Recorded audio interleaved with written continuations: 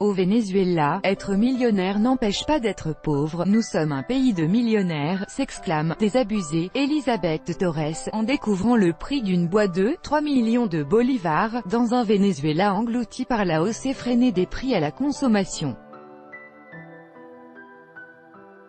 Tu es millionnaire car tu paies des millions, mais, avec ça, tu as 36 œufs, soupire cette comptable en retraite de 64 ans, avant de faire les comptes, le salaire minimum est de 2,6 millions par mois, pas assez pour acheter cet aliment de base.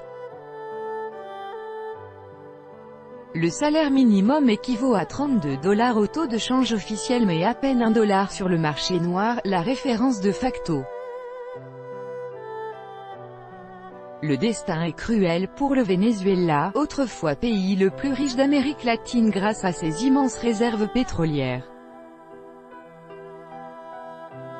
Désormais, y être millionnaire n'empêche pas d'être pauvre.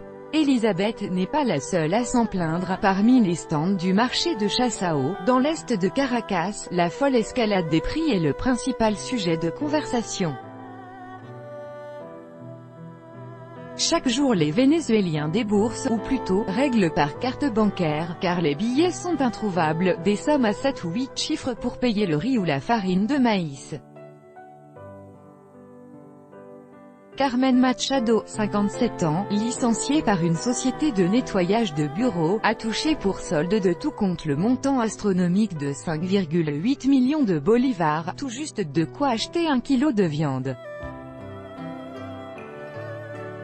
Difficile de suivre le rythme des prix, qui bougent constamment alors que selon le Parlement, contrôlé par l'opposition, l'inflation a atteint 24 571% ces 12 derniers mois, donc des tarifs multipliés par environ 250. En survie, une femme faisant des achats au marché municipal de Chazao à Caracas, le 7 juin 2018. Copyright AFP, Federico Parra face à un stand d'aliments pour animaux domestiques. Olga Avilés, 53 ans, sait que si elle achète les croquettes du chat, elle ne pourra pas prendre 1 kilo de viande pour sa famille. Il faut toujours une part de sacrifice. Si je dépense pour ça, je ne dépense pas pour autre chose. Au Venezuela on vit pas, on survit. Si tu achètes des fruits, tu ne peux pas acheter de légumes, renchérit Elisabeth.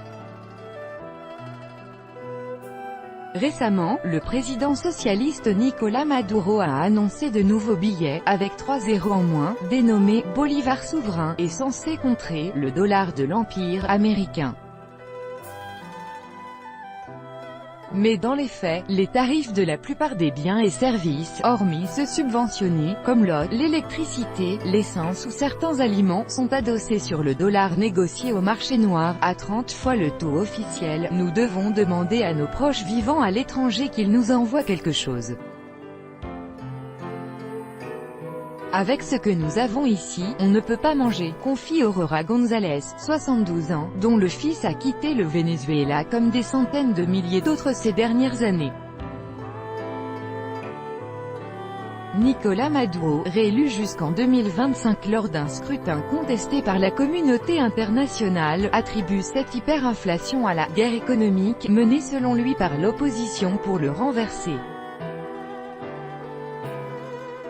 L'économiste Luis Vicente León y voit plutôt le symptôme du naufrage du modèle interventionniste de l'État, qui exerce un strict contrôle des changes et des prix, alors que la pauvreté atteignait 87% en 2017. On parle en millions mais le pays est en ruine, résume Aurora, sac rempli de billets, des plateaux de en vente assortis de leur prix sur le marché de Chazao à Caracas le 7 juin 2018. Copyright AFP, Federico Parra et l'arrivée de nouveaux billets n'est qu'une œuvre d'art éphémère, selon Luis Vicente León. Enlever des zéros à la monnaie n'éteint pas l'étincelle qui déclenche l'hyperinflation. Si l'économie ne va pas mieux, dans 10 mois il faudra à nouveau enlever 3 zéros, prévient le directeur du cabinet Ecoanalytica, Asdrubal Oliveros.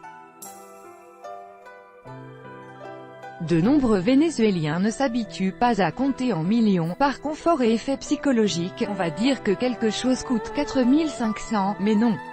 Ce sont 4,5 millions, souligne Olga. Pendant longtemps, la plus grosse coupure était celle de 100 bolivars, il fallait donc prendre un sac à dos rempli de billets pour aller au magasin. Fin 2016, le gouvernement a introduit des billets de 500 à 20 000, rebelote en 2017, avec l'arrivée des 100 000 bolivars, à peine de quoi acheter un œuf. Avec la nouvelle réforme, le plus gros billet sera de 500 bolivars, équivalent à 500 000, soit le prix d'un café. Millionnaire, c'est un mensonge, en vérité nous sommes plus pauvres, se résigne Elisabeth. Tout droit de reproduction et de représentation réservé, copyright 2018, Agence France Presse.